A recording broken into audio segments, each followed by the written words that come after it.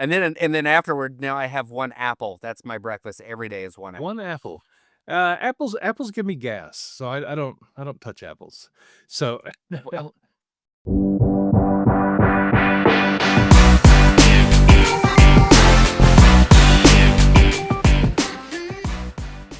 welcome to another edition of Oklahoma Memos of Bedlam Buds. Bedlam Buds, the podcast between a Sooner and a Cowboy, proving that lions and tigers can get along, that dogs and cats.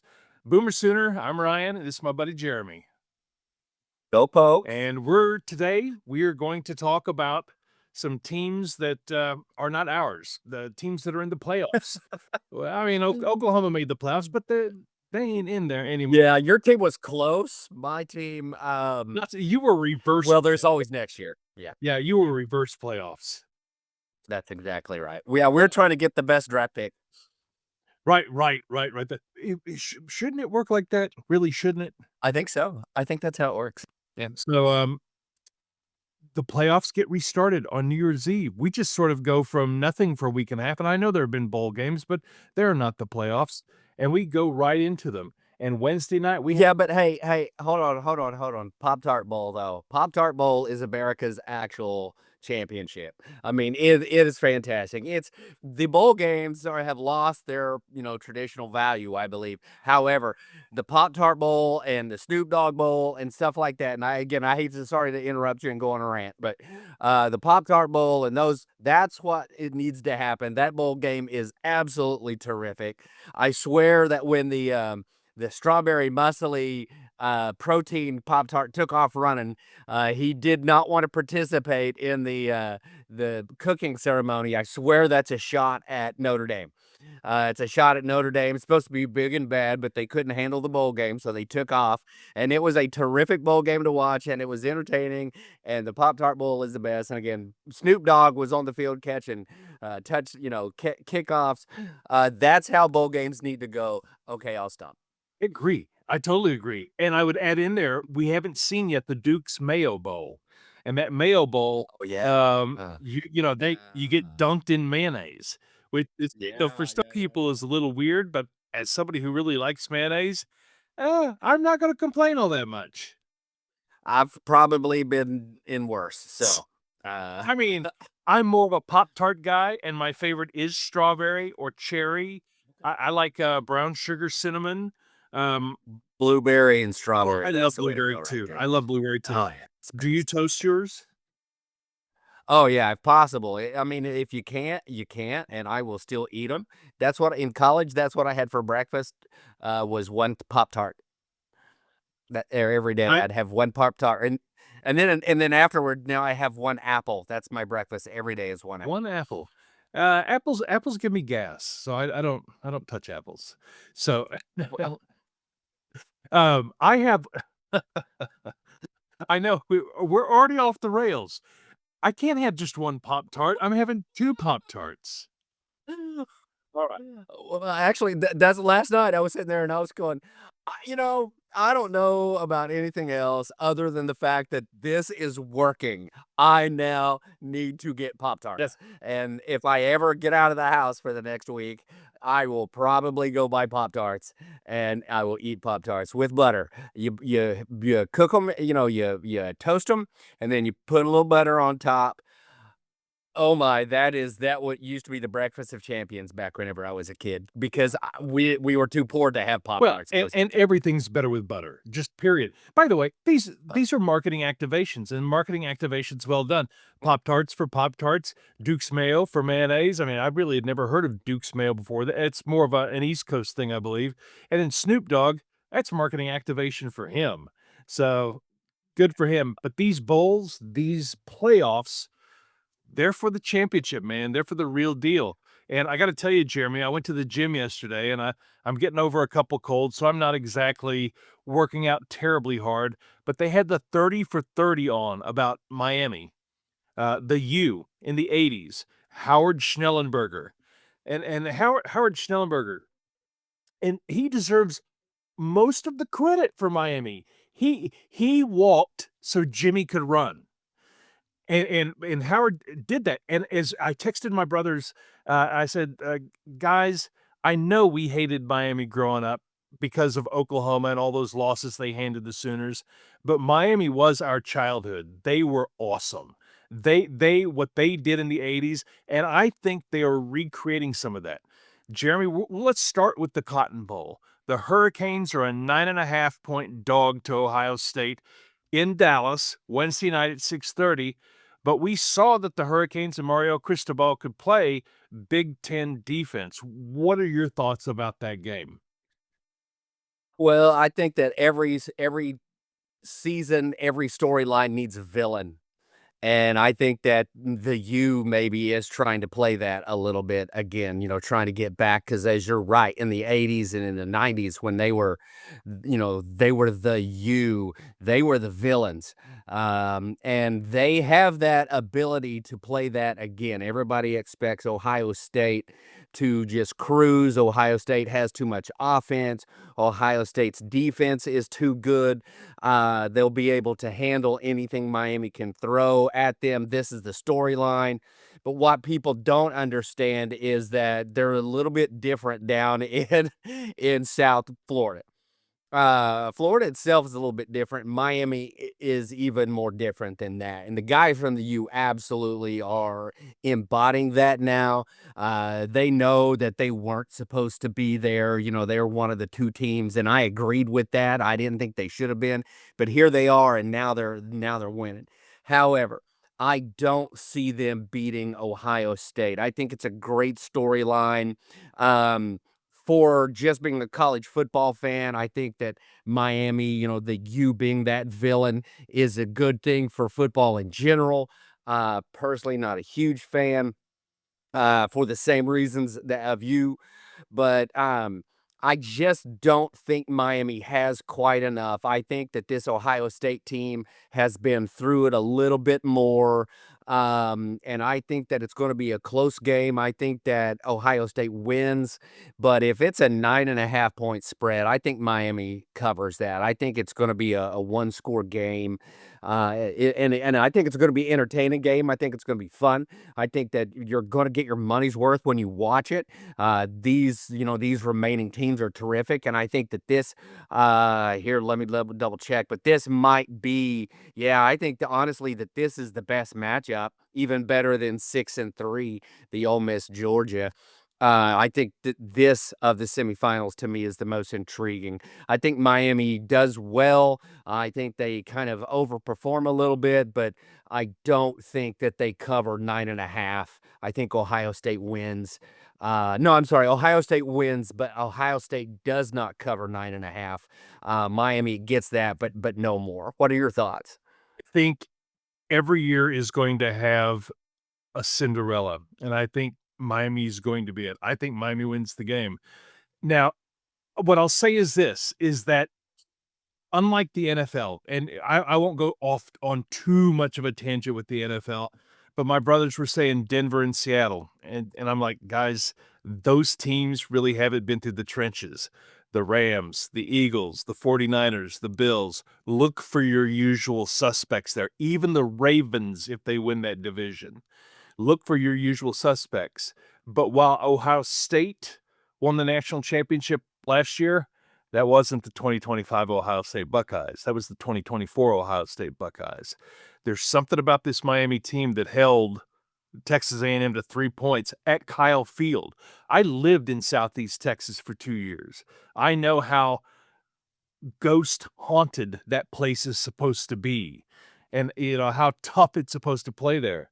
And Miami brought old school SEC football, old school Big Ten football to that part of Texas, Bryan College Station. And then the other thing I noticed, Mark Fletcher Jr., 172 yards on 17 carries. Their run game is real good. Now, the Canes, the U of the '80s had Alonzo Highsmith, and they had a lot of guys like that who I'd forgotten until I watched this 30 for 30. But they bring a running game, and I think they're very similar to Ohio State. I think this is a game that's gonna be 10-10, 13-13, 17-17 in the fourth quarter. I think Miami wins it on a field goal. I think they're the story of the whole thing, and there's something about the way Coach Cristobal is carrying himself and those guys are carrying themselves. There's just a little something about them. And I say this is just a gut hunch. Ohio State wins 38-17. I don't care one way or the other. It's not the Sooners. So it's not me not knowing ball. It's me just having a hunch that the U has something even more special than what we saw at Kyle Field. Give me Miami to win outright by 3. Okay, yeah, I mean, I could absolutely see it, and personally, I hope that that happens. I'm sick of Ohio State. I'm sick of those your more recent traditional schools. Miami hadn't been good in a while, so I kind of like having that up there. So I would sign up for that, but I just think Ohio State just gets it done. So we get to New Year's Day, Thursday, and we have a full slate of games starting at 11 a.m. We're going to Miami, and that's going to be the Orange Bowl between Texas Tech, number 4, against number 5, Oregon. Oregon's the favorite by 2.5 points. I'm pretty high on Texas Tech, but let's start with your thoughts. Many people had called this the most intriguing matchup, but what do you see in this? I think the Miami Ohio State is going to be to me more interesting. This one's a tough one. As we've mentioned before, Texas Tech is just solid, but they are absolutely solid from top to bottom on all sides of the ball, including special teams. Again, you got a quarterback that's not going to, win you the Super Bowl, win it all by himself, but is not going to cost you anything. You got the linebacker that absolutely controls the play of field on that side of the ball. I mean, you got a really solid team, and Oregon is super explosive, as Oklahoma State knows. Oregon is very explosive when they're on a roll. They are absolutely terrific. I keep going back and forth on this one because I could see Oregon just exploding and Texas Tech not being able to keep up. But I could also see Texas Tech's defense give Oregon fits. I can see Texas Tech's defense being able to manage those middle routes and be able to smack somebody coming across the middle and being able to control the defensive side of the ball and not allow Oregon. Oregon's going to get a couple of explosive plays. That's just going to happen. But to control the flow of the rest of that play, and again, you knock somebody's block off a few times coming across the middle, and they'll start to think about it. And I could absolutely see Tech doing that. This is to me a absolute contrast in styles. You got high explosion plus possible deflation with Oregon. We've seen them get deflated a few times, and then you have Tech, which is just the little locomotive that could. I think I can. I think I can. They just continue to win and improve every week. What do you think? So before the playoffs, I said Texas Tech was a team that absolutely could win the national title right now. It's funny because I can't believe anything I see on Facebook anymore because all the posts I'm like, where is the AI in this? I don't even believe the beginning of the story. This coach said this. Would you believe that? But I saw one post that said Texas Tech's money going up against Oregon's culture. And I'm like, well, somebody's tossed the bullshit on its head because Oregon with that Nike money, come on, give me a break. Phil Knight? Are Right. you kidding me? However, there is a solid point there. Texas Tech has money, and they are building a kingdom there. I have personally rooted for Kirby Hocutt to be the new AD at OU. What he's done at Texas Tech has been remarkable, and I think he's the right guy to do it in Norman. But aside from Lubbock being Lubbock, why else would you want to leave Texas Tech right now? They are building a kingdom. And I'll tell you, right. I mean, this is the place that built Mahomes, and it's a much better athletic institution today than it was then. I think that Texas Tech being equitable on offense and defense, I saw the Oregon team that beat OSU. I saw the Oregon team that struggled against what wasn't a good Penn State team.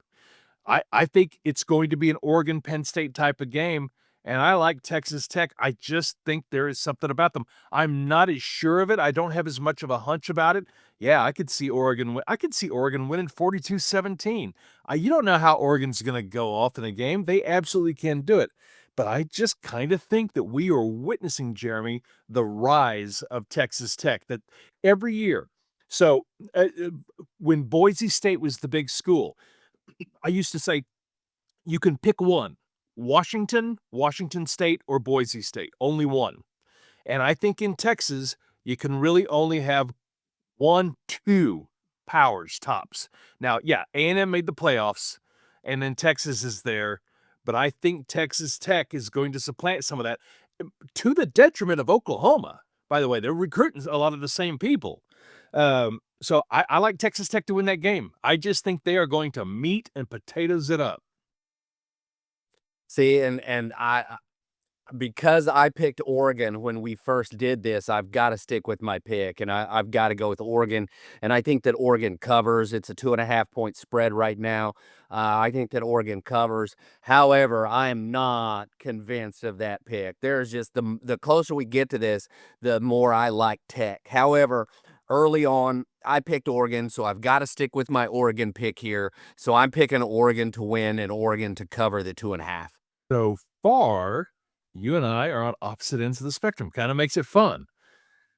The next game, 3 o'clock, the granddaddy of them all, played in one of the most beautiful venues there is. I've been there once. I got to watch UCLA lose to Cincinnati. Opening game, there was nobody there. Had the Rose Bowl to ourselves, and they didn't even sell beer then. So, I mean, come on. Alabama versus Indiana. This is where the Sooners could have been a contender. But no, it's Alabama, Indiana.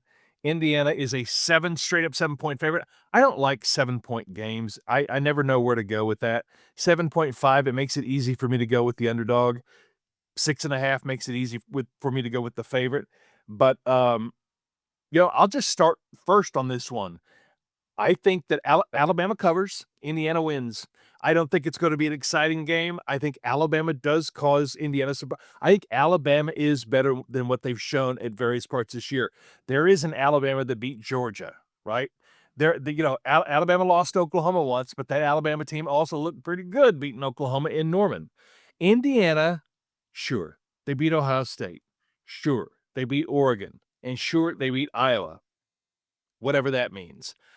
But this is gonna be the highest pressure game they've been in, man, and Alabama as an institution has been through it all.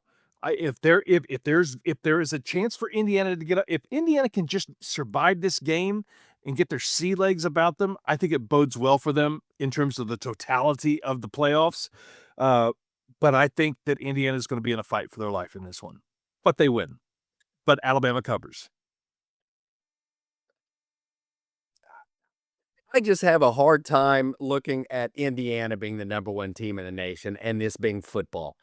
If this were, if this were Mhm. basketball, even now, even though they have not been really relevant, in a long time, you still have, that Hoosiers mentality. You still have Indiana basketball and those weird shorts that they wear and all the rest of it. Um, Man, I don't know. And then you have Bama, which is known for college football. I mean, let's just they're known for college football being able to buy fireworks and racism. It's Alabama. It is what it is.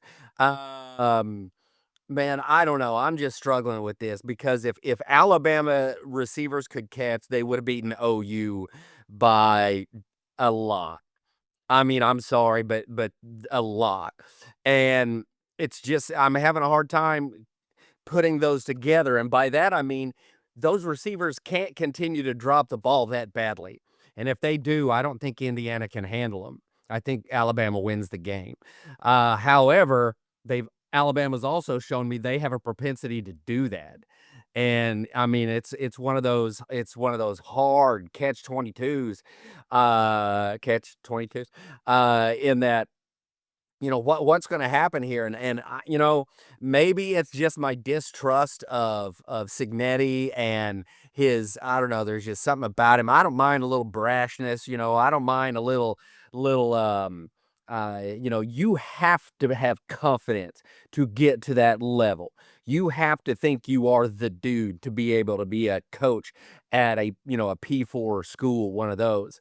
Um, but I don't know, there's something about him that just kinda rubs me wrong. I don't think Indiana's been through the wars, you mentioned that. I don't think that Ohio State, is quite the Ohio State that we think of from last year. I think that Alabama's had a tougher schedule. I think going into Norman and winning after what OU did to you in Tuscaloosa this year, I just think that Alabama kinda woke up a little bit and was like, "Oh, well, we are capable of doing something," because OU was a good team with a really, really borderline great defense, and Alabama ended up, after that first quarter, ended up going up and down the field on 'em. Indiana's defense, I'm sorry, they don't compare to that, and I just see Alabama again, they just woke up, and I see them winning and clearly covering at that point. I just think Alabama's gonna be too much. We're on opposite sides on 3 of the first 4, and I gotta tell you, I could I my gut says that Alabama, you may see them in the national championship game. It's like one of those tournaments. I don't know if you remember several years ago, Kentucky and Kansas were 8 and 7 seeds. They ended up playing in the national title game. You're like, well, of course, Kentucky, Kansas. It's not a surprise. Yeah. You know, It's inevitable at times. chalk wins. So, but okay, so I've so far picked Miami, Texas Tech, and Indiana. You have picked Ohio State, Oregon, and Alabama. Now we have Ole Miss and Georgia, and I'll just remind you, they're going to play in the Sugar Bowl at 7 o'clock on New Year's night. That in their previous meeting, Ole Miss should have won that game. They just farted it away. They were up in the fourth quarter. They didn't hold on. But I genuinely think, and I'll start first for this one too, since you started first on the first two. I think Georgia wins this going away. Um, I would love Mississippi to win. I would love it. And I don't hate Lane Kiffin. I think he's an entertaining guy. I don't know that I can ever root for LSU. I could have really rooted for Lane Kiffin at Ole Miss. But I just don't this Georgia team that dismantled Alabama, I think they are both feet down on business, and this is just gonna be a cakewalk for them. Not a 52 nothing. It's gonna be a 52-31 sort of game, and Georgia's just gonna win it going away. What do you think? 100% agree. I would love to go 4 for 4 and be on the opposite sides, but I just think that Georgia wins this. I think that they win it going away. I think they cover.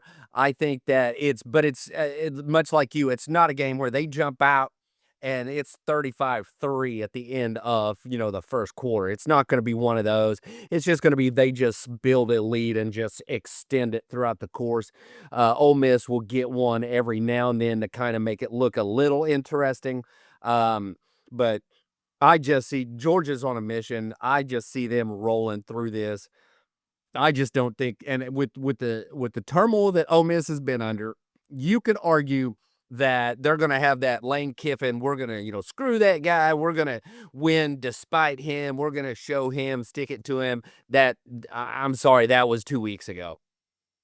That was 2 weeks ago. You don't still have that type of motivation, that type of anger now. It's, dealing with the fallout, and I just think that Georgia and Kirby and those guys are just gonna be too much. I just see Georgia, winning and again, going away. Totally agree with you, and, even if they still had that motivation after a couple of weeks tends to take your eye off the ball of the X's and O's and the strategy, and you're not thinking, and then one bad thing happens, and then it all starts to go downhill. We'll be looking for that in these games. I, we're different on 3 of these games, so it'll be very interesting to see how it comes out, and I should note, Jeremy, breaking news, Notre Dame was not in any of these games. See, now that surprises me because I'm pretty sure they were the greatest college football team of all time this year, that they deserved to basically be seeded number one and just be placed in the national championship game. I saw that on my phone. Notre Dame, greatest of all time. It's in fact Howard Schnellenberger on that 30 for 30 when he beat Jerry Faust 58-7 back in the 80s. Jerry Faust, a high school coach who thought he could coach Notre Dame. Howard Schnellenberger says they may write books about me, but there is no greater program than Notre Dame. Never will be, even though I beat them 58-7. Well, they are so amazing that they have it in writing that if they're in the top 12, they have to get in because they are so amazing. It's not the fact that they're trying to help them out because without being these extra inducements, they would not make it. It's the fact that it's just clearing the path, and because they are so good, it's just a foregone conclusion. Completely agree. Fantastic analysis as usual, my Cowboys brother. We got football coming up.